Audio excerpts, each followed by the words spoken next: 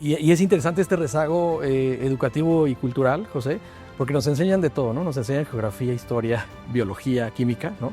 Pero nunca nos enseñan a manejar el dinero. Incluso en ámbitos de profesionalización avanzada, una persona que estudia una licenciatura en finanzas, en economía, en administración, tampoco están las materias.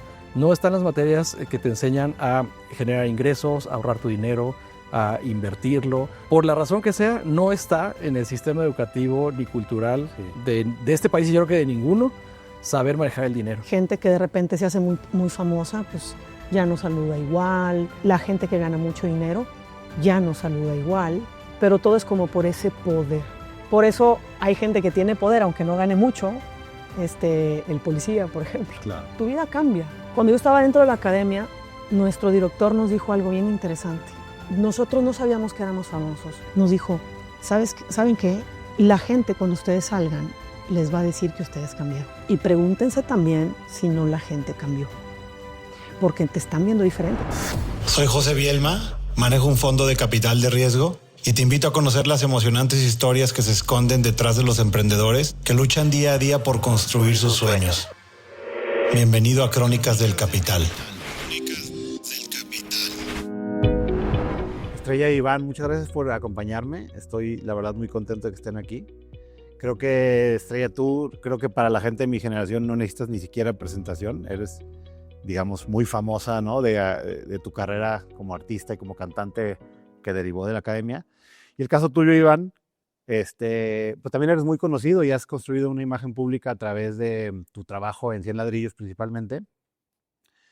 Y siempre has estado muy metido en todo el tema de desarrollo personal y de ventas y todas esas ondas, ¿no? Entonces mucha gente ya te conoce y también en el ecosistema emprendedor, pues eres más o menos conocido porque eres cofundador de 100 ladrillos, ¿no? Me da muchísimo gusto que estén aquí. Ustedes son socios en una empresa que se llama Mentores Financieros y justamente me encantaría empezar hablando de eso, justamente. A ver, en México y muchos países sufren un problema, pero quizá no tan extremo como el de México. Tenemos un rezago de los servicios financieros, digamos, o la penetración de servicios financieros muy cañona, ¿no? O sea, si te vas a cuentas bancarias, tenemos un rezago. Muy poca, como menos de la mitad de la población tiene cuentas bancarias, si quitas las de nómina, ¿no? Y después te vas a seguros. Pues la penetración de seguros de gastos médicos, de seguros de vida, de seguros de ahorro, del que tú quieras, bajísima, ¿no?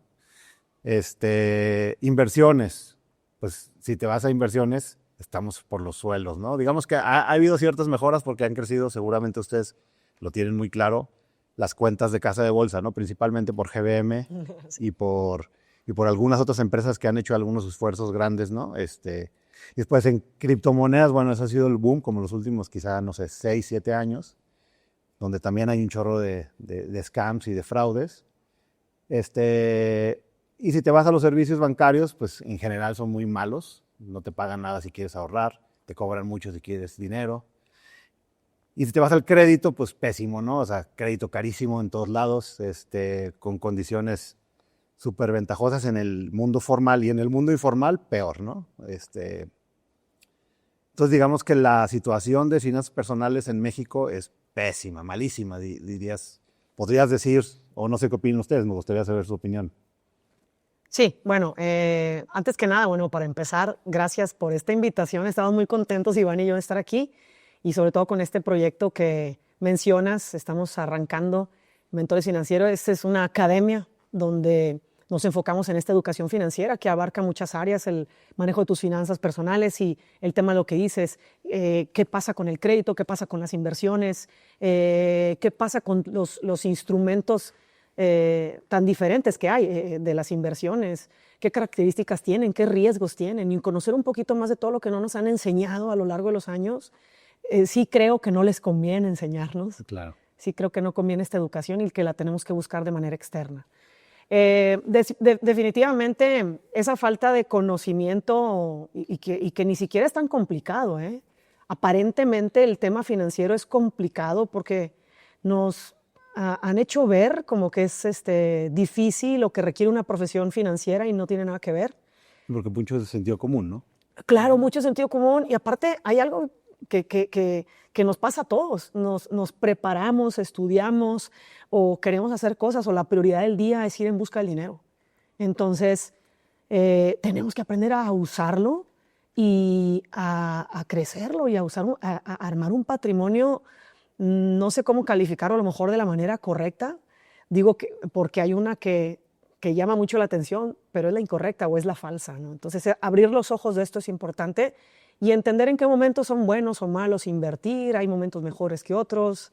Hay momentos en que las tasas están mejores, las de bajo riesgo, como que venimos de una racha, una racha de tasas eran muy bajas, después subieron un chorro y ahorita van para de abajo. tasas altas, y saber aprovechar eso, ¿no? Que está a la mano de todos, es parte que creo que tenemos que aprender, ¿no? Y también, bueno, ¿tú qué opinas, Iván? No nos enseñan las finanzas, no se enseñan en la escuela, por ejemplo, en primaria o en secundaria o en prepa. Sí. Por lo menos yo no me acuerdo haber tenido nada de... ¿no? Y es interesante este rezago educativo y cultural, José, porque nos enseñan de todo, ¿no? Nos enseñan geografía, historia, biología, química, ¿no? Pero nunca nos enseñan a manejar el dinero. Y lo más impresionante de todo esto es que incluso en ámbitos de profesionalización avanzada, una persona que estudia una licenciatura en finanzas, en economía, en administración, tampoco están las materias. No están las materias que te enseñan a generar ingresos, a ahorrar tu dinero, a invertirlo. Entonces, por la razón que sea, no está en el sistema educativo ni cultural de este país, y yo creo que de ninguno, saber manejar el dinero. Entonces la gente está expuesta a lo que aprende en casa, ¿no? Y entonces es una herencia de hábitos, ¿no? Entonces, oye, si yo vi a mis papás que se gastaban el dinero, que se endeudaban, ¿no? Que se enfocaban más en lo material, etcétera, pues la gente crece así, ¿no? Y también el otro tema es que justo lo que acabas de decir es que no está limitado a ciertas clases sociales. O sea, más bien es un tema que trasciende clases sociales. Tan es el caso que en Guadalajara ha habido los últimos, no sé, quizá 20 años o más, si te vas un poquito más para atrás, donde ha habido N cantidad de fraudes de Ponzi, ¿no? Y lo sigue habiendo. Y hay varios en marcha, ¿no? Siempre hay varios en marcha. Pero uno que a mí me llama mucho la atención, que estalló hace como aproximadamente, bueno, hace unos 3, 4 años para acá estallaron dos muy grandes. Uno que hacía Ponzi con disque hipotecas. Entonces lo que hacían, entiendo, es que iban con la gente y la convencían de que les diera su inmueble, que se lo aportara al inmueble, y ellos decían, oye, es que yo con ese inmueble voy a ir a pedir una hipoteca que me la van a dar al 8 y con ese dinero yo la voy a prestar al 30. Entonces parece que empezaron como que queriendo hacerlo de verdad el negocio y eventualmente no les salió. Y empezaron a hacer fraude. Entonces, un chorro de gente les aportaba sus inmuebles, dice que ellos pedían las hipotecas para prestar el dinero, hasta que eventualmente estalló. Es muy sonado el caso porque el cuate el delincuente se grabó y se despidió, pidió una disculpa y... Bueno, le echó la culpa a otras personas y después se... Y hubo otro caso muy famoso en Guadalajara de un cuate que levantaba dinero en los clubes más famosos. Ahora, no quiero decir el nombre, no quiero que alguien se vaya a sentir mal, pero en los clubes así de golf más nice de Guadalajara, y levantó, no sé, miles de millones, no sé cuántos o cientos de millones o un poquito más de 1,000 millones, no sé cuánto, porque era un poco parecido, o sea, decía que tenía muchísimos clientes para prestarles dinero. Entonces un chorro de gente con cultura financiera, en teoría, con educación, con empresas, ¿no? Con recursos, les daba su dinero con la promesa de recibir el 3, 4, no sé cuánto % mensual de intereses. Y eventualmente igual estalló. Cuando estalló la primera, la de las hipotecas, luego viene la otra. Un chorro de gente le empezó a dar miedo. Y pidió el retiro de la... Se me hace que esto es fraude, dame mi dinero. Entonces todo el mundo le empezó a pedir el dinero. Sí. Y todo se cayó como un castillo de naipes, ¿no? Fíjate, José, que sí, yo creo que detrás de un esquema así hay dos factores. Uno es el desconocimiento y por otro lado es el tema de la ambición. Cuando se junta desconocimiento con ambición, es la puerta de entrada para que un buen vendedor te ofrezca algo que parece muy bonito, porque incluso gente letrada, gente con buenas profesiones o empresas, lo que hace es ver como la fachada, ¿no? Pero en realidad no saben qué hay detrás, no saben si hay una hipoteca, si una empresa, una caja negra, ¿no? Y la otra, el rendimiento, que te dicen, te voy a dar 5% mensual y dices, de aquí soy, ¿no? O sea... Y justamente esto que platicas me recuerda y me llama mucho la atención. Tenemos un documental en Netflix de Madoff. De Bernie Madoff. ¿Sí? Sí. Y, o sea, si Bernie Madoff agarra el capital de bancos europeos, prometiendo... Entonces, ahí lo que yo veo es que es tanta la ambición, es tanta las ganas de ganar dinero rápido, que tú mismo te quieres envolver, ¿no? O sea, la gente se envuelve con conocimiento financiero, entendiendo de tasas, entendiendo muchas cosas, porque son gente que hace negocios y se quieren convencer, o a lo mejor incluso quiero pensar que dicen, bueno, ya entendí cómo está la cosa, déjame y le entro, al cabo después salgo y me libro. ¿Sí? Y hay otra cosa que también tenemos que entender todos los inversionistas, que siempre hay un riesgo, precisamente ese riesgo de que a lo mejor se querían hacer las cosas bien, llevas un capital, tiene que llevarse su proceso en donde se coloca, se gana y luego se retira, pero si a todos al mismo momento se pide el retiro, ¿sí? Pues entonces ¿cómo lo sopesan? Y la otra también es, como también bien lo dices, es empiezo a hacer un negocio, capto el capital de la gente, les empiezo a hacer ganar dinero, pero también me empiezo yo a emocionar, entonces quiero captar más y no lo coloco. Jalo, pero ya no lo puedo poner a trabajar. Sí, porque entonces hago un Ponzi sin querer. Negocios tienen una escala y a más escala a lo mejor ya no la controlan. No sé si vieron que Warren Buffett cada año, ya se acaba de retirar este viejito que es ultra billonario, sí, que decía que si tienes él dice, con $1 millón deberías poder hacer 50% anual de retorno por las oportunidades que él ve para ese tamaño, pero eso ya no es replicable en más, a lo mejor con 10 o con 100 o con 1000 o con 1000, no con 100,000 o lo que sea, ¿no? Entonces, totalmente lo que dices, a lo mejor al principio con poquito se podía, lo que hicieron hacer grande ya no se pudo, ¿no? Y sigue siendo esa ambición ahora del captador. Oh, pues ahora déjame muevo más dinero y no pudo. O sea, a veces no se inicia con la intención de robar, pero después se convierte en un Ponzi sin querer. Y luego es un tema delicado porque el mercado ya no puede diferenciar cuáles son las buenas de las malas, ¿no? O sea... Sí, en estas entrevistas que hice como un poco de investigación con respecto a tu trayectoria y carrera en esta parte de, pues que te has convertido en una autoridad, digamos, o un influencer en el tema de finanzas, mencionas varias veces que a ti te tocó que te estafaran, ¿no? Sí. Y que un poco fue así como empezaste a meterte más y aprender. Digo, ¿nos podrías contar algo, un poquito lo que quieras de eso? ¿O? Sí, no, por supuesto. Bueno, primero, justamente hace 20 años, hace 23 años fue que yo estuve en el proyecto de la KS, ¿no? Entonces yo empecé a ganar dinero, que yo no pensé que yo iba a ganar, ¿no? Entonces me lo despilfarré, como lo hacemos muchos que de repente ganan dinero. Entonces dije, espérame, tengo que hacer las cosas diferentes, tengo que hacer negocios, tengo que invertir, pero yo no tenía a quién preguntarle, o sea, a mi familia ni siquiera, por ejemplo, ganaban el dinero que yo. Claro. Mi gente cercana, yo no podía tener un consejo, no sabía por dónde empezar, no existían las redes, no existía. Entonces empecé como a prueba y error.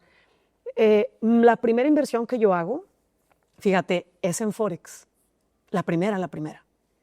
Yo pensé que Forex se llamaba la empresa. ¿Y era como un fondo? Pues compra-venta de divisas. ¿Pero tú hacías el trading? No, yo no hacía el trading. Se lo aportaste a que alguien lo hiciera. Yo ni siquiera sabía que lo que hacían era trading. Yo no entendía lo que significaba Forex. Sí, bueno, también hablando de eso, que es bien interesante eso, hubo también hace poco, en Guadalajara sobre todo, el fraude de estas disque empresas que hacían trading deportivo. No sé si estás familiarizado con esas.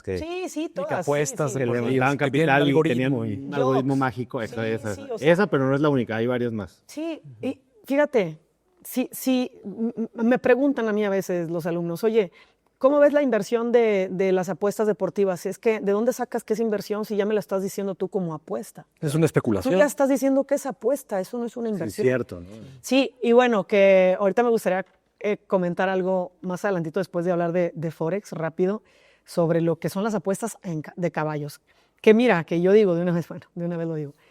Yo creo que el Forex contra una apuesta, pero apuesta real, de yo estar viendo los galgos o viendo los caballos, es más real la de caballos que el Forex. Tiene menos riesgo. Tiene menos riesgos, por decir, porque es más real el resultado. Cuando yo estoy aquí viendo los caballos, yo ya vi cuál metió la trompa y no hay de otra, ganó ese caballo. Pero en Forex, si tú le das el capital a alguien para que te haga trading de divisas, número uno, estás en mercado que no es regulado. Sí. Entonces... La selva, ¿no? Sí, entonces, en realidad estará haciendo trading por ti. Normalmente lo que hacen es un Ponzi, dame dinero, es que Estrella sí paga. Perdimos, sí. ¿Sí o no? Dicen, no, No, pero es que sí primero me ganan. pagan. Claro. Claro, primero te van a pagar porque siguen captando y siguen captando. Y cuando te emociones porque ganaste mucho y les eches más lana y más gente, ya se van a ir. O sea, entonces, primero, número uno, que hagan trading. Número dos, el trading es altísimo riesgo. ¿Por qué? Porque como sucede en mercados no regulados, las mismas brokers y las plataformas de trading, cuando todos sus apostadores van hacia un lado y el movimiento del dólar está en contra de ellos, ellos mueven sus indicadores para venir a darle en la torre a todos, o simplemente no te lee la orden de que le metiste un stop loss o le metiste un take profit a tal nivel a llevarte tu ganancia. ¡Ay, no se leyó! Entonces, por no ser regulado. Entonces, número uno es altísimo riesgo. Número dos, que te lo roben. Entonces, por más que le sepas jugar y por más análisis que hagas, el resultado va a ser como ellos quieran, lo que a ellos les convengan. Por eso digo que es mejor apostarle a los caballos, que ves el de la trompa, que al Forex. Bueno, entonces mi primera inversión es el Forex. Yo no entendía de nada, pero el papá de una amiga me dice, mira, yo he ganado mucho dinero. Hasta ahora que pasa el tiempo, yo sé que el señor no me quiso estafar. Él también se la creyó. Meto mi dinero, le metí 500,000 pesos, que eran todos mis ahorros. Sí. O sea, eso fue en 2005, ¿no? 500,000 pesos, ¿cuánto sería ahorita? Pues sí, más de 1,000,000. O 1,000,000 y Más de 1,000,000 de pesos. Y como era mucha lana la que me iba a ganar, le metí todo. Y resulta que me estafan. Pero las siguientes 2 inversiones eran lo mismo. En ese momento yo sabía que era lo mismo. No. Me las platicaban de otra forma. Yo no entendía ni nada. Entonces, cuando supe que lo que me estaban ofreciendo era ganar dinero a través de trading, me puse a estudiar trading y entonces entendí la historia. Y así sucedió en criptomonedas, en bienes raíces, empezar a comprar, empezar a invertir, vivir experiencias y luego al estudiar entender de qué se trataba la inversión. Cómo funcionaba. Cómo funcionaba. Entonces, mis primeras 3 inversiones son una estafa. Imagínate, o sea, lo que yo sentía. Todo el dinero que me estaba ganando cantando, yo lo había perdido los primeros años. Sí, es duro, es duro. Digamos, el proceso de las inversiones es casi inevitable que eventualmente vas a perder, pero duele más si no es que perdiste. O sea, hiciste tu mejor esfuerzo y perdiste, es una cosa y es hasta cierto punto formativo, y la otra es me robaron. te robaron. Me robaron, sí. Y qué tonta soy. Exactamente. Imagínate, o sea, emocionalmente es algo súper fuerte. Sí, en ese sentido ustedes, me imagino que tú y yo sé que tú también iban, digo, no lo dije al principio, pero tú y yo nos conocemos desde hace muchísimos años, somos amigos y hemos sido socios y toda la cosa, ¿no? De la relación personal. Y tú y yo hemos hablado de estos temas N veces en privado y con unos tequilas de por medio y demás. Así es. Pero me imagino que tienen ustedes, oye, ¿cómo le hago para volver esto una forma de vida, ayudarles a los demás a que mejoren sus finanzas personales, a que mejoren su vida y también hacer algo de negocio haciéndolo con la escuela o no, etcétera? ¿Cómo fue este proceso para ustedes? Porque esto también es un proceso, digamos, de decisión personal de qué va a hacer con tu vida, ¿no? Yo ya hice esto, yo hice esto. Veo que todo el mundo está cometiendo los mismos problemas. ¿Cómo fue ese proceso? Sí, bueno, tenemos historias muy diferentes. Sí. Te platico rápido la mía. Yo pues soy cantante. Yo estudiaba música clásica y no terminé la carrera porque me hablaron a la academia. Entonces, el haber sido estafada y haber hecho negocios, porque también hice otro tipo de negocios donde perdí el dinero normal. Claro. Los negocios son alto riesgo. Para mí también es clarísimo que vas por mucho o vas por nada, sí, ¿no? Y en ese camino de prueba y error, de sentarme yo con un asesor de un banco o de un seguro, de no entender lo que era las UDIs. No, y esta inversión es en UDIs. Y en UDIs no sé qué, o dólares. Y yo, pues UDIs. Y contestas así y entender todo lo que me pasaba y que pasaba el tiempo y yo no sabía nada. Entonces, cuando empiezo a entender todo y me pongo a estudiar y empiezo a crecer y empiezo a entender los riesgos, espérame, aquí puede haber estafa, este es alto riesgo, este es bajo riesgo, pero empiezo a ver eso, digo, Chihuahua, ¿cuánta gente cree que no tiene que aprender de esto porque es de otros? Espérame, yo soy cantante y pude hacer un trabajo a prueba y error, pero logré crecer mi patrimonio y logré ser muy certera en mis inversiones. Claro. Esto yo lo tengo que compartir. Y discúlpenme, pero esto no se debe de enseñar con un lenguaje complicado, porque esto lo pueden aprender un niño de primaria. No es necesario tener conocimientos financieros. Entonces, cuando empiezo a crecer y empiezo a lograr metas financieras paso a paso, y ni siquiera a lo mejor teniendo los más grandes ingresos, dije, esto lo tiene que saber la gente. Desde una forma simple de enseñarla y presentando ideas puntuales, sencillas, que les ayuden a tomar mejores decisiones a la hora de manejar su dinero y a la hora de invertirlo, porque sí es muy importante invertir. No se nos debe de pelar invertir a nadie. No nada más es ahorrar, porque si no, no vamos a crecer. Esa es mi historia, ¿no? Que esa es justamente, no, pero tienes toda la razón y es justamente el problema. Si la gente ahorra hoy, hay dos opciones. Bueno, como la persona común y corriente ahorra hoy día, o lo tiene abajo del colchón, o lo tiene en una caja fuera de casa, ¿no? O en dinero, en papel, sí. Que o te lo pueden robar, o se te puede quemar tu casa y pierdes tu dinero, o el dinero simplemente va perdiendo valor por la inflación, etcétera. Está en riesgo. O lo pones en una cuenta bancaria que también te paga cero, o sea, realmente no te da nada. Aunque el banco está haciendo negocio con eso, a ti no te da nada. Y pues sí, vas acumulando, en términos reales va perdiendo valor tu dinero. Y entonces la gente piensa en esos términos, oye, voy a ahorrar. Pero poca gente piensa en voy a invertir, ¿no? Uh-huh. ¿Qué opinan de eso? No, bueno, pues justamente tú que conoces muy bien mi historia, José, yo creo que para mí la conversación de dinero era un tema de productividad, ¿no? Desde muy chavo se me dio el tema de las ventas y cuando en aquel entonces, por ahí de los 2005, yo me puse a vender playeras y promocionales y demás, empecé a generar ingresos que eran desproporcionales para alguien de mi edad en esa etapa de mi vida, que estábamos recién terminando la carrera, ¿no? Y para mí el concepto de inversión está enfocado solamente en el tema del emprendimiento, es decir, culturalmente, yo tenía la visión de mi padre, que fue empleado bancario toda su vida. Entonces yo decía, pues alguien que tiene un empleo está limitado, ¿no? Entonces para tener dinero necesitas abrir un negocio, necesitas invertir en poner un negocio. Todo el tema de la inversión que está relacionado con poner el dinero en instrumentos confiables que generan ingresos pasivos estaba fuera de mi conversación, no existía. Y por ende, todas las decisiones que yo tomé desde el punto de vista profesional, cuando trabajé en la vida corporativa, que iba generando más ingresos, pero siempre estaba la cosquilla de yo tengo que emprender, tengo que poner negocio. Fueron decisiones, algunas de ellas de riesgo, donde el dinero que pude haber generado, mucho o poco, que pudo haber tenido un destino de inversión hacia este lado del que estamos platicando, siempre fue reinvertido en ámbitos de negocio, que cuando vino el primer gran fracaso, ahí se fue todo. Entonces, el dolor de un fracaso de esa magnitud, más la oportunidad de haber tenido la oportunidad de cofundar 100 Ladrillos, donde es 100% una empresa que está destinada a la inversión en bienes raíces para generar ingresos pasivos a través de la renta, es donde yo entendí.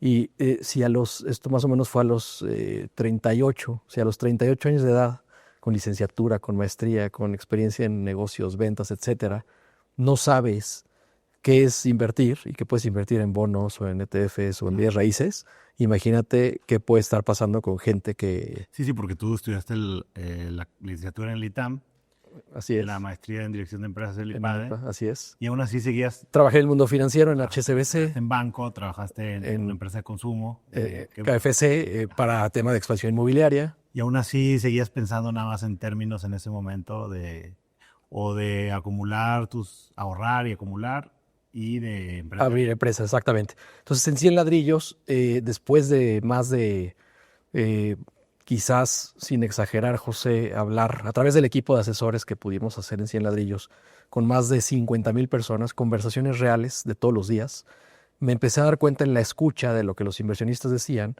es este desconocimiento, este temor, esta falta de certeza.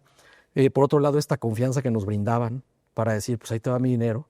Pero después ciertas consecuencias, ¿no? Yo recibía llamadas, por ejemplo, me decían, es que una clienta, inversionista 100 Ladrillos, quiere retirar su dinero. Pues no puede, el dinero está en un activo inmobiliario. Como si quieres vender tu casa. Como si compraste esta mesa y dame el dinero de la mesa, ¿no? Y luego me contaban historias como, por ejemplo, tengo un hijo en el hospital, está en terapia intensiva, necesito el dinero hoy, ¿no? Entonces yo decía, ¿cómo? O sea, invertiste en 100 ladrillos pero no tienes seguro de gastos médicos. Otra persona que me llegó, este es el caso, los dos casos más extremos, que hablé personalmente con ellos, me dijo, oye, yo soy el albacea de una herencia que vamos a recibir de mi padre, mis hermanos y yo, y entonces tomé el dinero y lo invertí en 100 ladrillos, pues pensando que un albacea tiene que cuidar el bien, ¿no? Pero está invertido a título personal porque 100 ladrillos es una institución financiera. Y entonces ahora mis hermanos me están denunciando penalmente por mal uso de los recursos. Necesito el dinero de regreso, ¿no? Entonces en ese entonces yo decía, y eso que yo tengo asesores, y yo platicaba con Estrella y decía, Estrella, ya estudiaron, ya vinieron a invertir así en ladrillos, les damos toda la asesoría que se puede y aún así la gente no está tomando decisiones de inversión acertadas. Necesitamos hacer algo más por ellos, ¿no? Es un poquito... Está interesante. Porque si lo ves en la escala, digamos, de cómo manejar tu dinero, primero es, bueno, generar ingresos, ¿no? Y después que cubra todos tus gastos y como tú lo has mencionado en muchas entrevistas que te han hecho, vivir por abajo de lo que ganas, ¿no? De tal forma que te quede tantito. Y si tienes ese tantito, primero deberías destinarlo a pagar cualquier deuda que tengas, ¿no? Porque las deudas que tiene cualquier persona asegurada son muy caras. Entonces, si tienes arriba de tus medios, todo lo que te sobra, primero no tener deuda. ¿Estarían de acuerdo con eso o...? Completamente. O sea, la pregunta siempre es, ¿qué hago primero? ¿Pago mis deudas o invierto? Sí. Mira, pudiera ser que te endeudas para generar, pero si no Eso tienes es otra experiencia, cosa. si Es estás aquí, apalancamiento. seguramente lo que te toca a ti hacer es pagar la deuda Sí. y luego hacer un proceso. Ese mismo capital que le estás echando a la deuda, cuando acabes es el capital que vas a poner a invertir. Claro. La gente sigue invirtiendo por emoción. Sí, porque hay mucha gente que está invirtiendo. Deudas al 40% en tarjeta. Y está invirtiendo al 10. Al 8. O al 8. Sí. En distintas cosas. O al 15, si, O al si 15. metió su lana en alguna de estas fintechs, como, Sí. no sé, cualquiera, Nubo o cualquiera de estas, ¿no? Sí. Pero tiene una deuda 40. Entonces, yo también me había pasado con gente conocida, amigos conocidos que, oye, ¿pero por qué estás haciendo eso? ¿Y ya pagas tus deudas? No, todavía debo. Paga tus deudas primero. Sí, tan simple Sí. como que cuando tú escribes, yo siempre digo, el que no apunta, dispara chueco, no le atina, apunta. ¿Cuánto tienes de deuda y cuánto te están cobrando de intereses? Y tú mismo te vas a dar cuenta de que cuando lo vas a invertir y te van a pagar los rendimientos, son menores que lo que pagas de intereses. Ahí la matemática es, No miente. tengo una venda en los ojos, me siento inversionista, pero estás en una caminadora caminando más lento que la banda, te estás yendo para atrás. En la academia sí tenemos un curso justamente que se llama específicamente Paga tus deudas, ¿no? Y damos los principios básicos para ver este tema. Cuando la gente ve lo que está perdiendo en tasa, en intereses, versus lo que le va a ganar para acá, pues es evidente que primero te tienes que ir a pagar allá. Sí, porque después, digamos, la estadística en México y en algunos otros países de LATAM es que la penetración de las tarjetas de crédito es muy baja. Y yo a veces pienso, oye, ¿eso es bueno o es malo? Pues a lo mejor en México no es tan malo que sea tan baja, porque la cultura financiera es tan mala que si la penetración fuera más alta sería un problema todavía más grande. Entonces, hay un chorro de gente que tiene tarjetas de crédito y las topa, ¿no? Si tu límite de crédito es, no sé, lo que sea, 50,000, 40,000, lo que sea, cada quien es diferente, lo topa y de repente tienes que pagar esos 50,000 porque no es un regalo, no es tu dinero. Y pues la gente empieza a pagar los mínimos.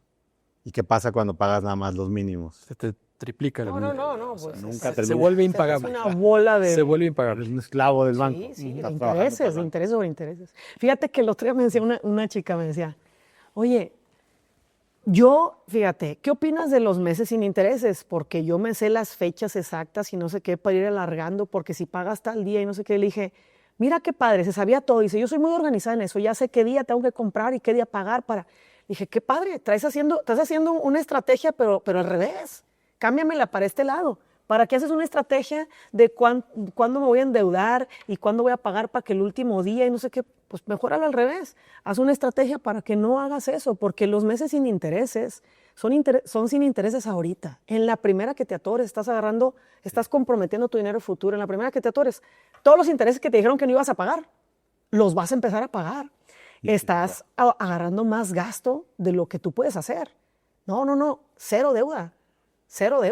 Sí, yo creo que la deuda tendría que ser, bueno, no sé si han visto ustedes todos estos temas de Buy Now, Pay Later, como, bueno, hay varios en México, pero en México fíjate que casi no financian consumo, salvo algunos, bueno, sí financian ropa y financian vuelos, Pero en Estados Unidos hay una empresa que se llama Klarna, no sé si están familiarizados con Klarna. No. O sea, se cuenta como tipo Quesky y todas estas.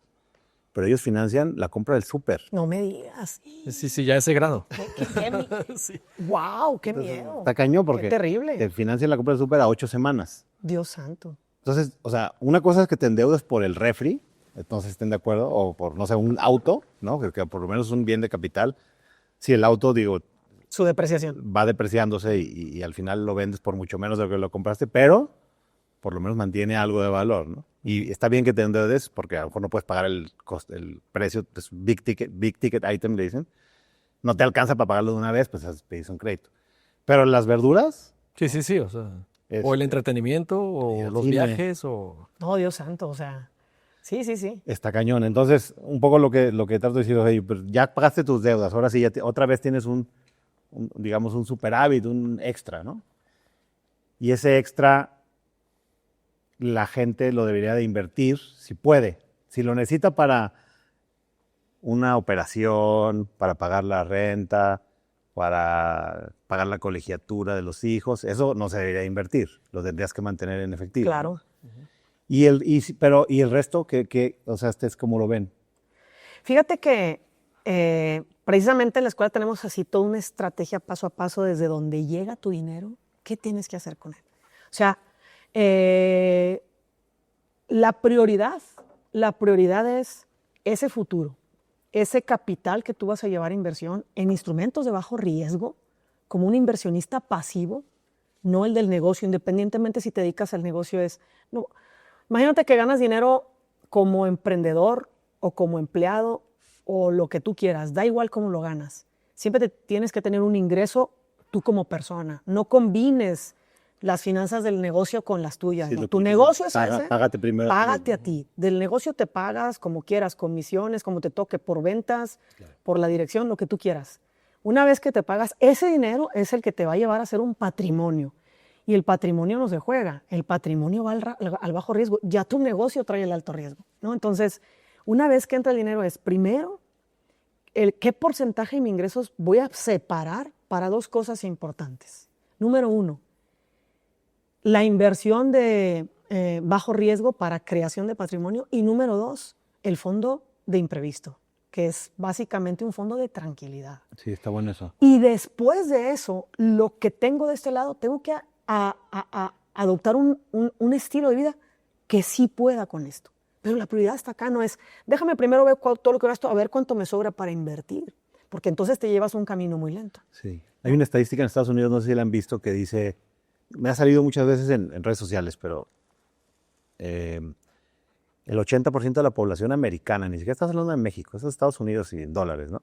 El 80% de la población americana no tiene dinero suficiente para pagar un imprevisto de más de $800. O sea, si a una persona común y corriente en Estados Unidos le cae un imprevisto de más de $800, ya no tiene cómo pagarlo. Tiene que empezar a endeudarse, usar la tarjeta, pedirle a un amigo, pedirle a su familiar, etcétera, etcétera. Yo creo que Latinoamérica es lo mismo. Sí, debe Si ser no es que peor. menos. Sí, no, todavía peor, porque apenas, es que menos. todavía fíjate, en Estados Unidos mucha gente invierte en la bolsa y no se va al Standard & Poor's 500. Es como una forma también de, creo que a los chavos cuando tienen sus 18 años, su regalo es, muchos papás es, ten tus acciones del Standard & Poor's. Que bueno, órale, va. Pero todavía peor en Latinoamérica, no lo hacen. Y fíjate, un año de imprevistos, José, o sea, un año. ¿Cuánto gastas mensualmente? No, pues 30,000 pesos, 50,000, 100,000, no importa el estilo de vida. Agárrate un año. Estrella, estás loca. Agárrate un año. ¿Qué mejor prueba la de la pandemia? ¿Cuánta gente durante un año batalló? Imagínate que tienes tu fondo para pagar tus gastos de vida. Sí, en el peor caso, en el peor escenario. Tienes que ir echándole al fondo. Es más, esos imprevistos es que choqué, ni modo, son cosas de la vida. Claro, como son cosas de la vida, hay que tener el fondo de las cosas de la vida. Claro. Me toca pagar el deducible del fondo de imprevisto, ¿sí me explico? Cuando haces esa estrategia, ¿cómo vas? Te vas relajando, voy generando mi patrimonio con instrumentos de bajo riesgo y tengo mi fondo. Sí, porque ahorita es muy común que alguien choca y es una catástrofe familiar, porque ya no paga la renta. Ya no paga la renta. Exactamente. No, mucho más triste la gente que se enferma y no tiene seguro de gastos médicos. Eso, básico. Porque la previsión social en México, pues, digo, no es en contra del gobierno ni nada. Este podcast no es político, pero pues nadie va, o sea, No. ir al IMSS es... No. Sí. tienes que, ni modo, y parte de tus prioridades. Y después de decir, voy a mandar tanto a mis gastos médicos, bueno, entonces ahora sí cuánto me sobra para ver en dónde voy a vivir, qué renta voy a pagar, pero primero lo primero, ¿no? Sí, lo que pasa es que nosotros tenemos un concepto en la academia que se llama el círculo virtuoso de la riqueza, ¿no? Estamos enfocados siempre en generar ingresos, luego cuidar los gastos, el estilo de vida por debajo de los ingresos y luego la inversión. Pero entre ingresos y gastos hay un tema de la previsión. Es decir, una persona que está en su vida productiva está generando el capital donde aspira a tener libertad financiera en algún futuro. Mientras no, entonces tienes que tener seguros. Y entonces luego dicen, ¿qué seguro y demás? Pues todos, o sea, el de salud, el de vida en caso de que faltes porque te quedaste a la mitad, ¿no? Si tienes hijos. Y más Si tienes hijos, ¿no? El tema de los daños, o sea, obviamente cuidar la casa, el coche, etcétera. Y una vez personas en Ciudad de México en el último temblor, que fue una desgracia, Sí. en el ¿Se les destrozó 2017, la casa? Sí. las casas, los edificios y no tenían seguro. Sí. Tienen Sí. que estar asegurados. Sí, totalmente el tema de seguros, pero cuando mencionas el tema de inversión, y Estrella ahorita lo comentaba, el bajo riesgo, es porque generar ingresos desde el esquema donde estés, un empleado, un dueño de negocio, etcétera, siempre está en juego la posibilidad de dejar de generar ingresos. A un empleado lo despiden, ¿no? Sí. A un dueño de negocio quiebra el negocio, ¿no? A un profesionista independiente se queda sin clientes, etcétera. Entonces, por eso el patrimonio, ¿no? El patrimonio, con el patrimonio no se juega.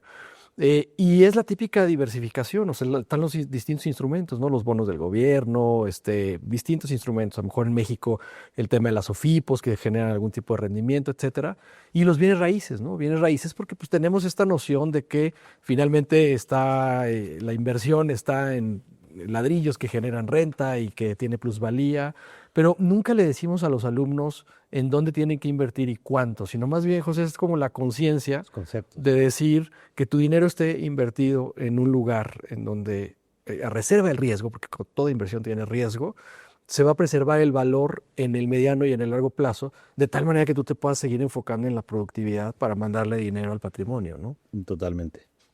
Totalmente.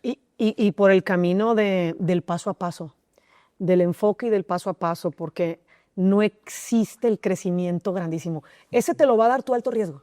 Fíjate, el alto riesgo, como dice Iván, en el ingreso está el alto riesgo. Puedo ganar mucho dinero, pero me pueden correr. O puedo ganar mucho dinero en mi emprendimiento, pero puede quebrar. Ahí está el alto riesgo.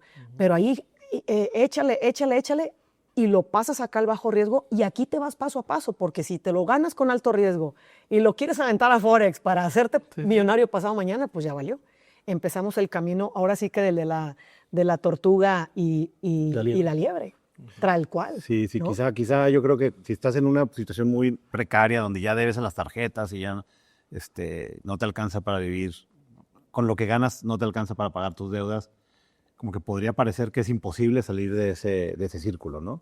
Y por eso se han creado varias empresas que te ayudan cuando estás en la peor situación, como resuelve tu deuda y estas que te negocian quitas y terminas en el buró, pero por lo menos ya no tienes la deuda y puedes empezar a reconstruir. ¿Cómo ven ustedes ese tipo de cosas? ¿Las recomiendan, no las recomiendan? ¿Qué le recomendarían a esas personas que tienen el buró pésimo, ya están hasta acá de deudas y que no saben cómo hacerle? O sea, ¿ese es alguien que ustedes le ayudan o no? Bueno, es que todo se basa en los hábitos. Para llegar al punto en donde estás ahorita financieramente, lo fuiste sembrando. Todo es gradual, todo es gradual, todo es gradual. Tu éxito financiero de ahorita o el fracaso fue gradual. Claro. Entonces, si es un proceso de cambio de hábitos, volvemos a lo mismo. Entras otra vez al círculo virtuoso de la riqueza.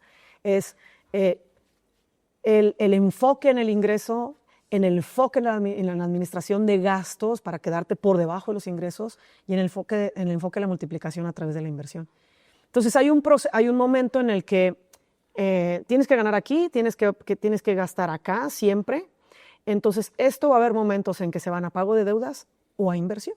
Simplemente es recorrer un camino. ¿Dónde estás? En pago de deudas, enfócate en pagar deudas, pero lo importante es cambiar el hábito, porque si no vas a caer en lo mismo. Por eso gente que gana más sigue gastando más y con deudas multimillonarias. Claro. Sí. O sea, Sí. es cuestión es cambiar, en vez de hacer un círculo vicioso de la riqueza, no en contra de la riqueza, pues hacerlo virtuoso. Es el mismo camino. Lo que pasa es, yo lo veo como una línea, ¿no? Aquí está el punto cero, donde no tengo deudas y apenas voy a empezar a invertir y a multiplicar mi patrimonio, o estoy acá del punto cero en deudas. es el mismo camino, me toca ganar más, gastar menos y el excedente pasarlo hasta que llegue al punto cero y lo empiezo a multiplicar. Por eso cuando se ponen a invertir pero deben, pues creen que están de este lado. No es cierto, sigues estando atrás, ¿no? Yo creo que en el caso extremo de estas personas, ¿no? Que dices, Sí. José, donde ya están hasta el cuello y demás, sí siempre les proponemos un cuestionamiento al status quo sobre el estilo de vida, porque el ser humano tiene una gran capacidad de adaptación, ¿no? Claro. Y muchas veces una cuestión de mentalidad. Y honestamente, creo que el ser humano tiene la capacidad de aguantar muchas cosas, pero te lo tienes que autoimponer. Entonces, por ejemplo, una persona que gana, no sé, 20,000 pesos mensuales, ¿no? Y gasta 18, pero está endeudadísimo y demás. Yo sé que es difícil decir, oye, ¿te podrías ir a 7? O sea, obviamente la persona te dice, ¿estás loco? Ya no, ¿qué voy a hacer? No, ¿qué voy a comer? ¿Dónde voy a entretenerme? Etcétera. Pero no es un camino para toda la vida. O sea, quizás es, pensando en el largo plazo, dices, vas a sufrir, si le podemos poner esta palabra, es X años, pero vas a salir de ahí. Y si hay otros mecanismos como resuelve tu deuda, cura deuda, etcétera, o si tienes que ir a negociar con acreedores, o si tienes que ir a decir, dame quitas, etcétera, sí hay un camino. Es decir, no se pierde la esperanza para nadie que está en una vida productiva, que puede tomar decisiones sobre su estilo de vida, eventualmente salir de ahí y luego ya conectarse con el tema de las inversiones. Pero en la academia quizás tenemos más personas más bien que ya tienen el patrimonio y que dicen, ¿qué hago con esto? ¿No? O sea... Sí, ustedes, es que ustedes ya me imagino que ven gente de todos los estilos, pero se enfocan más en la gente que ya está pensando en cómo multiplicar y cómo crecer su patrimonio. Sí, porque de hecho es impresionante la cantidad de gente que genera buen dinero y están hasta más preocupados porque tienen un estilo también de vida más alto y que se preocupan de en un futuro qué voy a hacer con esto. Claro. O lo empiezan a guardar y dicen, yo sé que tengo que hacer algo con esto, pero no sé qué es y me da miedo que me estafen, con toda la razón. Sí, regarla.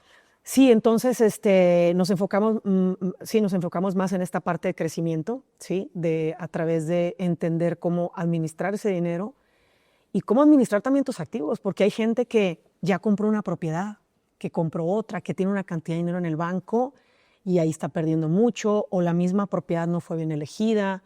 Hay gente que simplemente no sabe la diferencia entre comprar una propiedad habitacional contra un local comercial, claro, contra una bodega industrial, o comprar un terreno. Estamos ahorita en la época de la terrenitis, o sea, te sales ahorita y todo el mundo te vende terrenos con paguitos de 1,500 pesos y no ubican las características de estas inversiones, que no tienen nada de malo, pero son diferentes. Si no tiene nada de malo, pues es una cosa que platicaba con Brando, que seguro que ustedes lo conocen bien. Sí, claro. Que Brando trae mucho la idea, no solo Brando, mucha gente me ha dicho esto, de hecho amigos que tenemos en común lo dicen mucho, que no tiene sentido comprar una casa, ¿no? Dicen, no, comprar una casa es un desperdicio, mejor renta. ¿Qué opinan ustedes de eso? Yo creo que no es regla. Ni nunca compres una casa, ni es mejor comprar tu casa. ¿En qué proceso del camino estás? Porque efectivamente, si tú en tus primeros momentos de ingresos, tú quieres crecer tu patrimonio y te vas a comprar una casa y te vas y te endeudas y agarras una hipoteca y empiezas a agarrar intereses, entonces no vas a crecer. Si matemáticamente, así los números te los pongo, el crédito hipotecario contra pago renta y empiezo a invertir y aumentar mi patrimonio, matemáticamente me conviene rentar. Claro. Si está parejo, si está en un punto donde el desembolso es el mismo de pagar renta o de pagar una hipoteca, pues casi es obvio que mejor es pagar una hipoteca. ¿A eso te refieres? No, al contrario. Yo digo, si yo pago una hipoteca, vamos a ver un poquito más de números. Si yo voy a pagar una hipoteca donde voy a pagar 30,000 pesos mensuales, aguántate tantito, ve y agárrate una renta de 12,000 e invierte 18. Yeah. Y en otros instrumentos, velo creciendo porque te estás comprometiendo, estás regalando intereses. O sea, matemáticamente, en ese momento, quieres crecimiento de activos, vete a invertir. Pero no es regla no comprarte tu casa también. Claro. Pero ¿en qué posición? Ahorcándote y ahogando, de decir 20 años y que no me corran porque la tengo que pagar. Matemáticamente conviene eso. Pero también llega un momento en que tú puedes comprarte y decir, aquí está mi casa, ¿cuál es el problema? También tengo mis inversiones. Yo sí creo en eso. No hay una regla. Sí, no hay regla porque también hay gente que paga una renta de 30 y si pagara una hipoteca de 30, podría, quizá viviendo en una casa un poco más chica. Y entonces, oye, el desembolso es el mismo, pero acá estás creando equity, ¿no? Estás creando propiedad. Sí. Exactamente, te enfoca y después me compraré la casa. Yo creo que se vale. Yo la opinión que tengo es sobre todo desde dónde estás comprando la casa, porque de repente ya llega un punto donde la casa es como el gran objetivo financiero de la familia, ¿no? Y luego entra en una dinámica como de competencia social, ¿no? Y entonces llega el momento de fulanito se compró la casa de 10 millones en el country, no sé qué, y entonces luego estás persiguiendo solamente eso.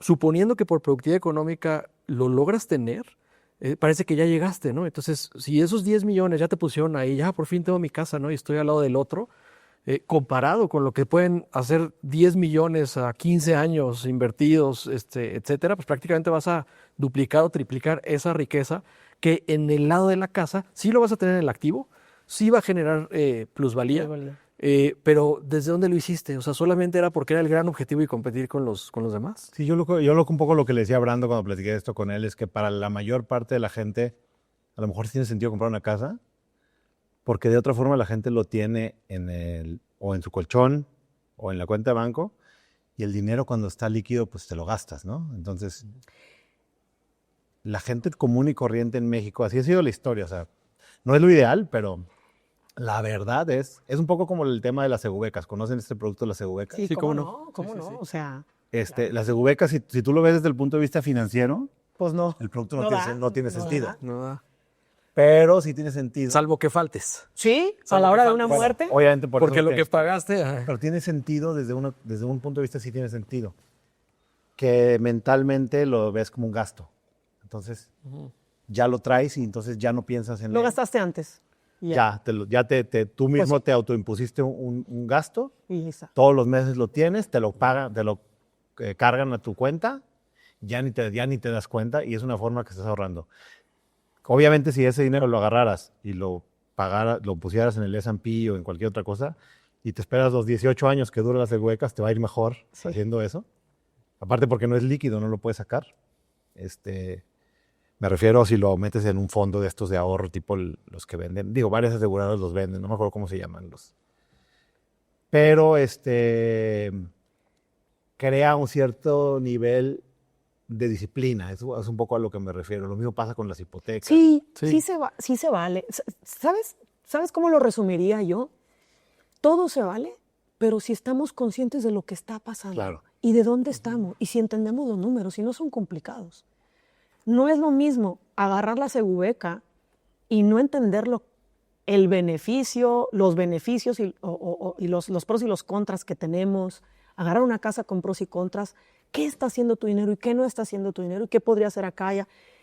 No es lo mismo no saberlo que saberlo. Entonces, cuando tienes esta educación financiera, se vale. Estoy completamente clara que a la hora de comprar este coche con este crédito, el coche me está costando tanto entre intereses y depreciación. Claro. Cuando estamos claros, se vale todo. Sí, y ahí, ya tomas decisiones claras. Sí, hay un punto intermedio, podría ser, por ejemplo, que tomes la hipoteca para obligarte en este sentido de ya es un compromiso y que a lo mejor hagas un juego contra ti mismo en términos de adelantos a capital, donde digas, a ver, si la casa la pagas en 20 años te va a costar el doble o el triple, pues si la pagas en 6, te va a costar 1.5 y la plusvalía te lo va a pagar y aviéntale todo en adelantos de capital. Pero para eso se necesita tener el conocimiento que menciona Estrella. Y Por lo menos ya te tomaste el tiempo de pensar al respecto, de hacer los números y entonces ya tomaste una decisión Más que a lo clara. mejor puede ser no la mejor desde el punto de vista estrictamente financiero, Sí. pero por lo menos sabes lo que estás haciendo, ¿no? Sí. Sí, dices, me doy miedo porque me gasto la lana y nunca pude. Bueno, pues te tocó pagar. Pero yo sé que estoy pagando de más, pero si no me lo gasto, bueno, es un candado para mí. Órale, se vale. Pero ya entendiste. Claro, Sí, yo creo que es válido todo. ¿Qué tipo de cosas se han dado cuenta que ustedes, como mitos que la gente percibe sobre los temas financieros, que me imagino que hay muchos, cuáles son aquellos que son más dañinos o que ustedes han visto que son más dañinos para la gente? ¿Tienen algo que uno...? Yo creo que la gente sobreestima con mucha frecuencia los rendimientos que va a obtener de una decisión de inversión y subestima el tiempo que va a tardar en que dé resultados. Es decir, la gente dice, esto me va a dar a ganar mucho tiempo, mucho y en poco dinero, tiempo, ¿no? Y yo vi ese fenómeno con el tema de la alza de las tasas recientemente que tuvimos, que muchas veces los inversionistas ni siquiera saben qué es lo que está pasando, que es un fenómeno macroeconómico que eventualmente va a tener un ciclo a la baja. Y la gente dice, esto es mucho, ¿no? 14%, 13%, y lo quiero ya, ¿no? A la vuelta de 2 años o 1 año y medio, cuando las tasas bajaron, la gente dice, ¿dónde está mi mucho? ¿No? ¿Y por qué ¿Y me ahora duró qué hago? tanto tiempo? ¿No? Entonces, ¿Y ahora qué hago? ¿Y ahora qué hago? ¿y ahora qué hago? Porque no es lo mismo invertir en CETES cuando está a 12, casi 12 o arriba de 12 que ahora que está a 9 o abajo de 9. No, claro, claro. Exactamente, exacto. Entonces yo pienso que ninguna inversión, ninguna decisión financiera te va a dar mucho todo el tiempo, ni rápido. Entonces, en la medida nosotros tratamos de decirles, a ver, piensa en largo plazo y piensa en rendimiento conservador. Si te da 11, qué padre, pero a ver, pensemos en 8. Entonces, invertimos la operación. Oye, tú lo quieres en 2 años, ¿qué pasa si pensamos en 5? ¿No? Que es el funcionamiento del rendimiento compuesto en largo plazo, ¿no? Claro. Oye, y ideas que la gente como, que a lo mejor no está empapada de estos temas, tiene ideas como invertir es para ricos y en este momento no es para ricos porque los mismos beneficios que tienen los inversionistas que llegan con millones de pesos son tasas que les están dando a personas que llegan tal cual con 100 pesos. Porque de entrada CETES, que estuvo pagando casi el 12%, que puedes invertir desde 100 pesos hasta 10 millones, CETES no te decía, si me das 10 millones te doy una tasa más alta que si me llegas con 100 pesos. Los mismos beneficios para los de los millones son para los de 100 pesos. Ese es un mito. Necesito tener mucho dinero para invertir. Necesito tener un conocimiento en una profesión financiera para entrarle a esto. No, yo no soy para eso.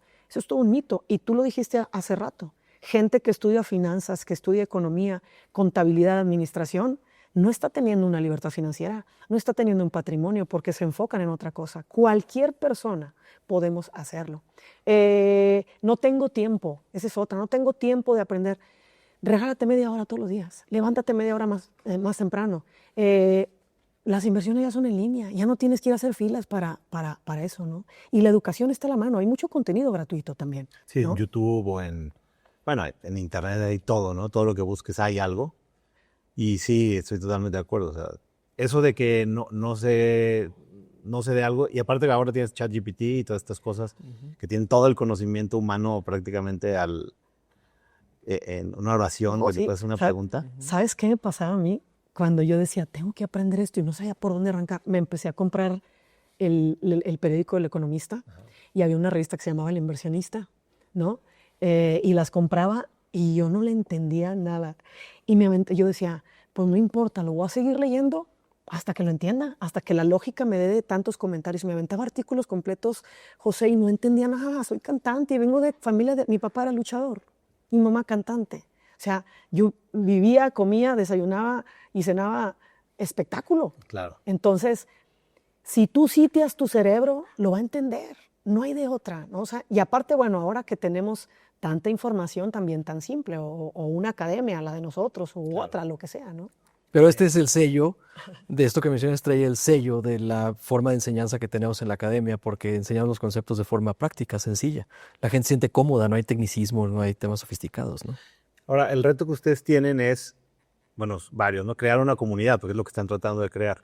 Dentro de su escuela, ¿es educación continua o venden cursos de una sola vez? ¿Cómo es?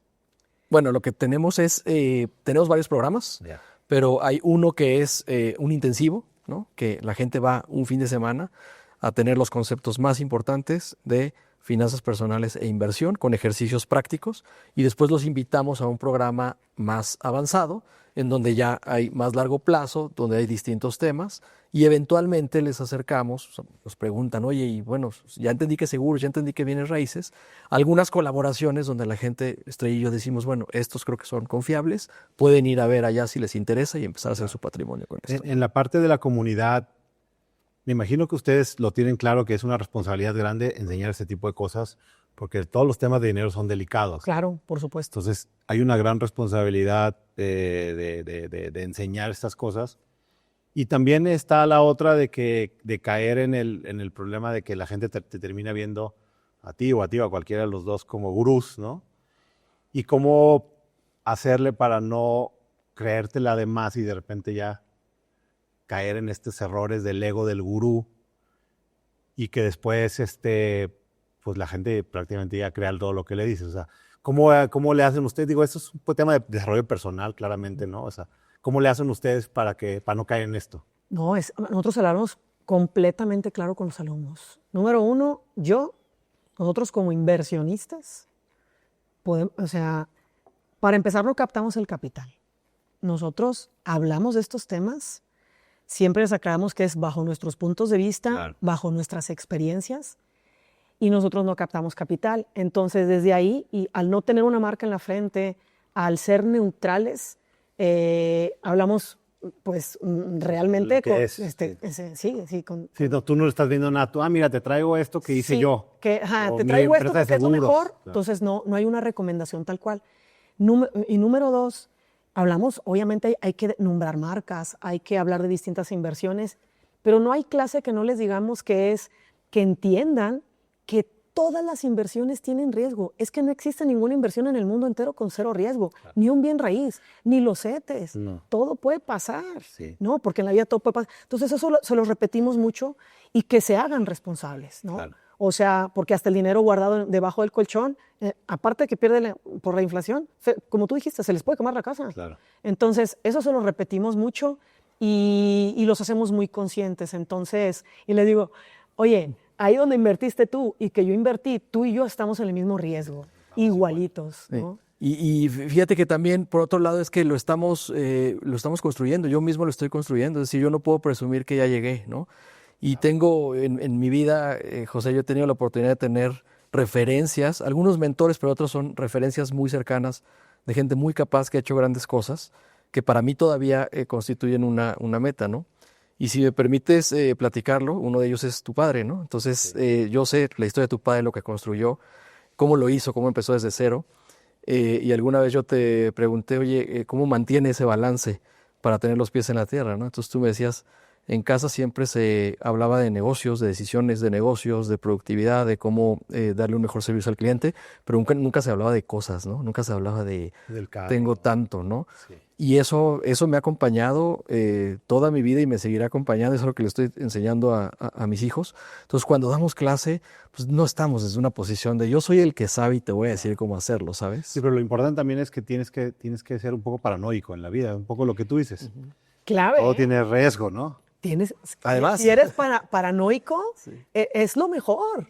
De verdad que está a tu favor ser paranoico, ¿no? Entonces Sí, te proteges. Sí, porque una de las cosas que yo aprendí de mi jefe, de mi papá, es que mi jefe era hasta cierto punto algo paranoico. Entonces, aun cuando todo estaba bien, mi jefe siempre estaba pensando en los peores escenarios y en los riesgos y siempre estaba con una mentalidad de batalla, no de que me quiero pelear con la gente, sino más bien como de, o sea, no se la crean que ya llegamos, o sea, Claro. todo esto se puede desmoronar mañana, ¿no? Y tenemos que seguir trabajando y tenemos que seguirle adelante.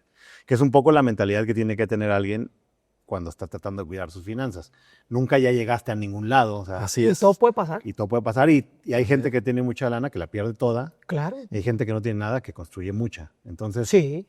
como que es, mientras estés vivo, digamos que sigue la batalla, ¿no? Claro, es una dinámica. ¿Sabes qué está bien interesante? Lo leí en el libro de La psicología del dinero, que está buenísimo. Ah, bueno. Decía, cada quien habla del mundo de las inversiones, también bajo su propia experiencia, obviamente, pero no es lo mismo el que nació en 1950 contra el que nació o el que empezó a invertir en la época de la pandemia. Entonces, Digo, la tienes... Gran Depresión, ¿no? O la Gran Depresión, fíjate, ahorita, imagínate que los que empezaron a invertir ahorita hace 2 años, ellos dicen, no, los instrumentos fregones son los de renta fija y estos, Sí. ¿verdad? Pero cuando, entonces tengo un capital así invertido que me está dando así mensualmente, dices, oye, hasta creo que de por vida yo podría vivir así, entonces se la creyeron. Claro. No. ¿Cuál es la característica de esa inversión? Pues que son tasas que se mueven y se te van a bajar las tasas. Entonces, si tú estás claro con eso, no te la vas a creer. Entonces, siendo un poco paranoico y muchas cosas más que pueden pasar, vamos a inventarnos algo, ¿no? O sea, bueno, no inventarnos, algo que ha pasado también en otros países. ¿Saben qué? Dijo mi mamá que siempre no les gusta pagar su renta fija, Sí. ¿no?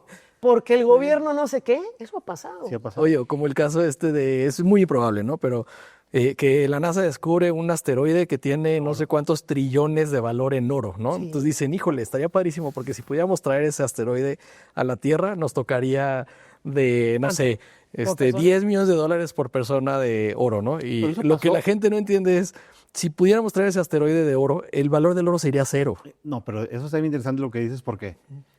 Porque cuando estaba leyendo la otra vez que antes de que fuera la conquista de América, el descubrimiento y después posterior conquista de América por parte de los españoles, el precio del oro había alcanzado un nivel históricamente altísimo, porque la cantidad de oro que había sido sacado de la tierra hasta ese entonces era bien poquito. Entonces el oro era valiosísimo. Descubren América los españoles, conquistan México, ¿no? El Imperio Azteca, y empiezan a extraer oro, y de repente el volumen de oro se multiplicó por 3 o 4. Claro. Y el precio de oro se fue en picada. Así es. Claro.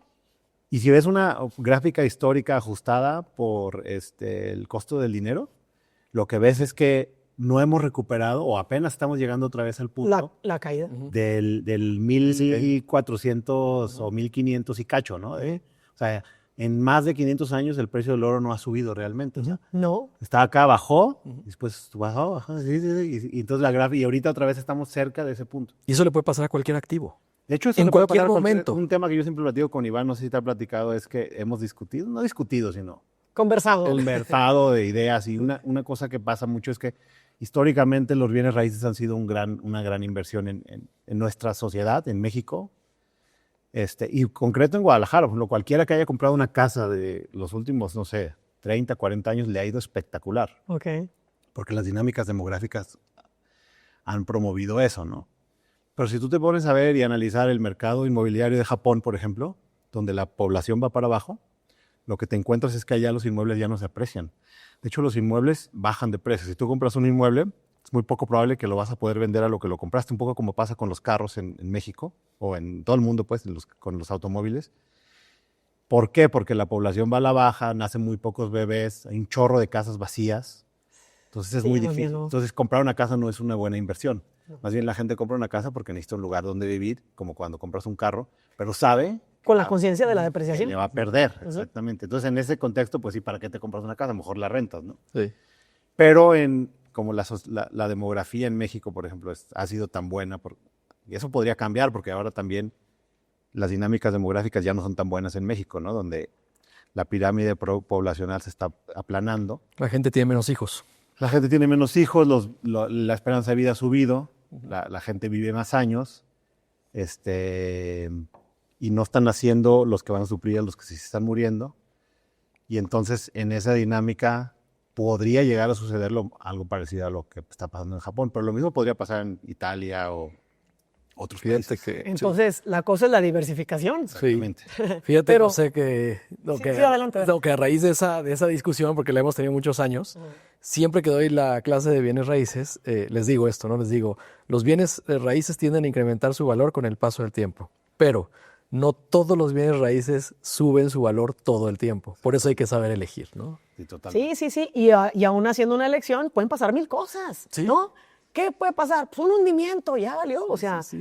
es diversificación, pero entender las características de las inversiones. Fíjate, otro caso que pasa es, voy a invertir en dólares, más bien, voy a comprar dólares para que no se deprecie mi dinero, ¿no? Y de boca en boca se pasa esta información. Si yo te saco aquí un gráfico, una estadística de lo que ha pasado de varios años hacia acá, de el valor del dólar contra la inflación en México le da 3 patadas al dólar. Tú conviertes tus pesos en dólares y el dólar se te quedó abajo que en la inflación. Entonces, ¿cuál es el instrumento que no tiene depreciación? Pues el UDI-bono, o la UDI, pues, la UDI más el bono. Entonces, ¿qué es lo que no quieres? ¿La depreciación? Pues ahí está la UDI. ¿Qué es lo que quieres? ¿Dólares? Pues ¿por qué no mejor te pones a invertir en un instrumento dolarizado para que pues ya lo juguemos de otra manera? Pero entonces, solamente entendiendo las características, es que el dólar no sirve porque cae, pero hace 5 años me decías que era lo mejor porque subía. Entonces, entendamos que el dólar sube, puede bajar y no sabemos qué va a pasar. Totalmente. Y eso Entonces, me es diversifico. lo que decías del libro de Psychology of Money, que cada quien opera como le fue en la feria. Entonces yo crecí, y seguramente ustedes también, en una generación donde nuestros padres del único que hablaban era de crisis y de ¿cómo se llama? Depreciación del peso contra el dólar y de inflaciones altísimas, ¿no? Entonces estamos acostumbrados, bueno, por lo menos yo traigo siempre muy claro el hecho de que todo se puede ir a la fregada mañana, ¿no? Entonces Ser paranoico. tienes que ser un poquito paranoico. Tienes que ser paranoico. Porque eso podría volver a pasar. Entonces, pero eso, si te pones, efectivamente, como tú dices, te pones a ver los últimos 6 años, al peso le ha ido muy bien. Pero si te vas un poquito más atrás, quizá 15 años, al peso no le ha ido tan bien. Y entonces siempre es un tema de en dónde está el enfoque, ¿no? O sea, pero 100%, un poco lo que tú dices es totalmente de acuerdo, estoy totalmente de acuerdo que es como, quién sabe qué sea, es el caos, ¿no? Cualquier cosa puede pasar. Cualquier cosa. Sí, sí. Que ni nos ha llegado a la cabeza. Que ni nos ha llegado a la cabeza. Es que dicen, no inviertas aquí porque puede haber otra pandemia. Y antes de eso, no te vayas a imaginar una pandemia. No te vayas tan lejos. Ahorita, las cosas que está haciendo Trump, o sea, son que no te la crees. Claro. ¿Y cuántas cosas más nuevas van a pasar que no te están llegando a la cabeza? La clave, creemos y les enseñamos a toda la gente que viene con nosotros es la diversificación. Diversificación. Y eso va a ayudarte a la protección, ¿no? O sea, instrumentos bajo riesgo, las rentas, las propiedades y más por acá, incluso la diversificación en países y la diversificación de todo. O sea, a ver por dónde llega. Bueno, ya me sostuvo por el otro lado. Incluso el oro no te asegura que suba. No, es que ahorita trae una subidota. Es que el oro sube mucho. Pues ahorita vete para atrás a ver qué pasó. Sí. ¿No? Solo es que tan grande ves la gráfica. Si te enfocas aquí, pues si le jalas un poquito más para acá y entonces te da más perspectiva, ¿no? Así te venden los del banco, los asesores del banco. Te dicen, en los últimos 3 años logramos esto con este fondo. A ver, pásamelo a 5. Te agarran el margen que más te da, ¿no? Sí. Sí, pero también algo te aporta estar en un terreno conocido, ¿no? O sea, es decir, es caótico, ¿no? Decir, tengo el dinero en efectivo, pierde su valor con el paso del tiempo, me metieron un Ponzi, me fraudearon, es un caos, ¿no? Y duele. Y está el otro lado que estamos platicando, ¿no? O sea, es un caos decir, ¿dónde invierto? Suben las tasas, bajan las tasas, hay riesgos, etcétera. Elige el caos, ¿no? Y creo que los alumnos eventualmente, o la gente, cuando empieza a tener las bases de la inversión y puede ir moviendo el dinero de acá para acá, estás en un lugar que protege más el patrimonio. No te garantiza nada, ¿no?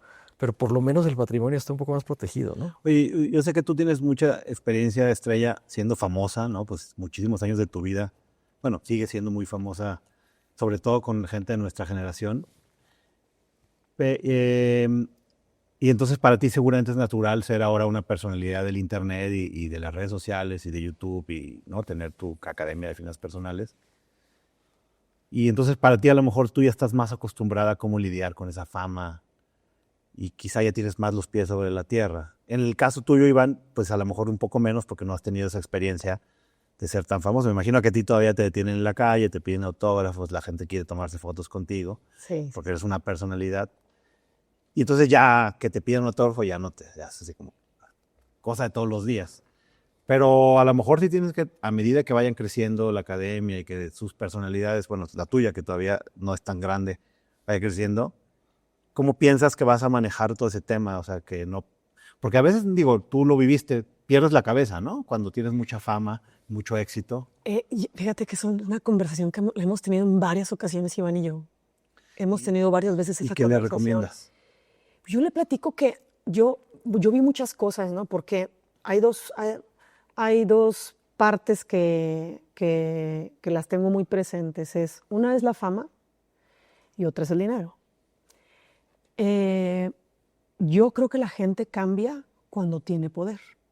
O más bien, sale una persona. lo que es. Saca Que la persona. maximiza. Sí creo en eso, que maximiza su personalidad. Sí lo creo. Gente que de repente se hace muy, muy famosa, pues ya no saluda igual. La gente que gana mucho dinero ya no saluda igual. Pero todo es como por ese poder. Por eso hay gente que tiene poder, aunque no gane mucho. El policía, por ejemplo. Claro. ¿No? Entonces, yo he platicado mucho de eso con Iván y tu vida cambia. Hablemos primero de la fama. Tu vida cambia. Cuando yo estaba dentro de la academia, nuestro director nos dijo algo bien interesante. Nosotros no sabíamos que éramos famosos. Nuestro reality fue de verdad. No sé si tú lo llegaste a ver. Sí, yo llegué a ir, ¿Tú llegaste a ir? pero no sé si tú estabas en esa generación. Es que Yo estaba en la primera. luego te cuento por qué, pero no me acuerdo si fue la primera, pero llegué a ir ahí al foro, Al foro. en vivo, una vez fui. A ver un concierto. Sí, un programa en vivo. Bueno, nuestra academia fue completamente real. Sí, sí, me acuerdo perfecto. Estábamos en una casa, arriba estaba la casa, abajo estaba la escuela y te llevaba a un pasillo que te llevaba exactamente atrás del escenario. Ya. No, cuando ensayábamos con bailarines, nadie se podía acercar a nosotros a platicarnos nada. Entonces no sabíamos que éramos famosos y que era se convirtió en un fenómeno, todo el mundo nos veía. No lo sabíamos. Entonces, cuando ya íbamos a salir, la final de nosotros fue en el Auditorio Nacional. Ese fue nuestro primer escenario. Imagínate, qué gran escenario. El director habló con nosotros y nos dijo, a ver, señores, quiero decirles algo. Él, pues teniendo años y años, Héctor Martínez, trabajando con artistas grandísimos, un disquero muy reconocido, nos dijo, ¿saben qué? La gente cuando ustedes salgan les va a decir que ustedes cambiaron.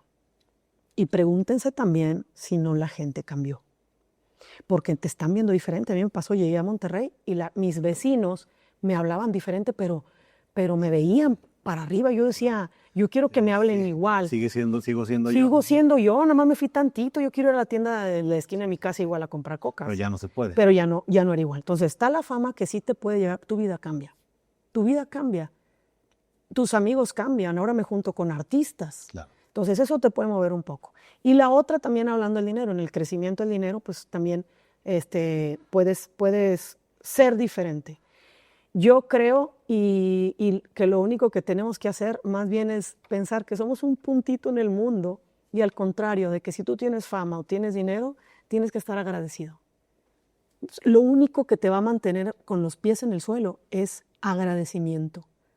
¿Sí? Y saber que somos simplemente personas, no somos nada diferentes. O sea, yo soy una persona, ahí está mi hija esperándome con el iPad, ¿no? O sea, esa es mi realidad. Claro. ¿No? La fama también ya más fuerte ya pasó, el boom ya pasó hace 23 años, pero hemos platicado mucho eso Iván y yo. Sí lo vemos entre la gente que empieza a ganar mucho dinero, cómo se empieza a actuar diferente. A perder la cabeza. Yo creo que es agradecimiento y nada más, ¿no?